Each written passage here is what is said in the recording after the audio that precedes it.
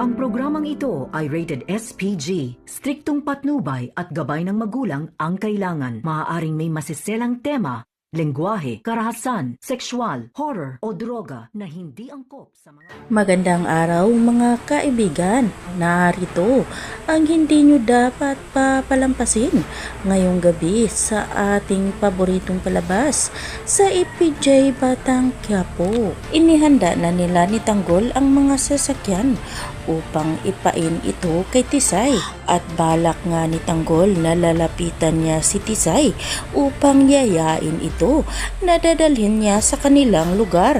At ang mga kasama nila ni Tanggol ay manunood lang ito sa CCTV at paghandaan kung ano ang mga susunod nilang gagawin. At kung sakaling ay kukunin na nila ang mga sasakyan nila ni Tanggol, ay dito na nga sila magpalihim na susundan nila ang mga grupo ni Tisay. At kampante naman si Tanggol sa kanyang plano dahil hindi nga magdalawang isip na kukunin nila ni Tisay ang mga sasakyan dahil sa kagaganda nito at mga mamahalin pa ito.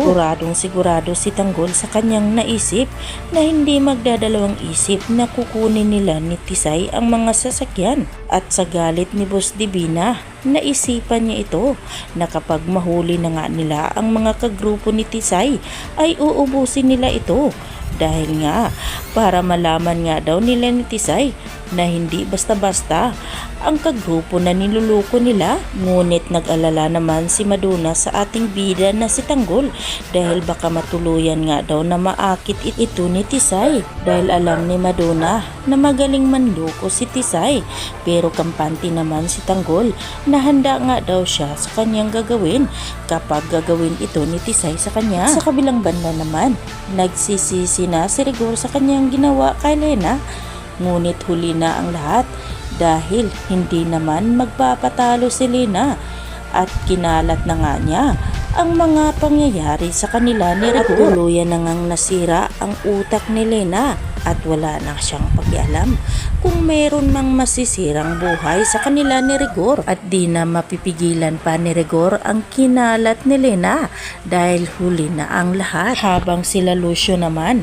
pabilisan naman nila ang pagkumbinsi kay Santino dahil nalaman nga nila na bumalik si Tanggol sa kanilang barangay upang mamigay ito ng ayuda. Kaya balak ngayon ni Lucio na kumbinsihin na ng todo ng mabilisan si Santino upang mahuli na nila si Tanggol. Dito na kaya mahuhuli nila si Tanggol dahil iipitin nila ni Lucio si Santino at mahuhuli rin kaya nila ni Tanggol sila Tisay. Kaya naman mga kaibigan, aabangan na lang natin yan ang mga susunod pang mga kaganapan dito lang sa ating paboritong palabas sa EPJ Batang Quiapo. At wag po sana ninyong kalimutan na i-like, i-share at pahingin na rin ng isang subscribe. Maraming salamat sa inyong panonood.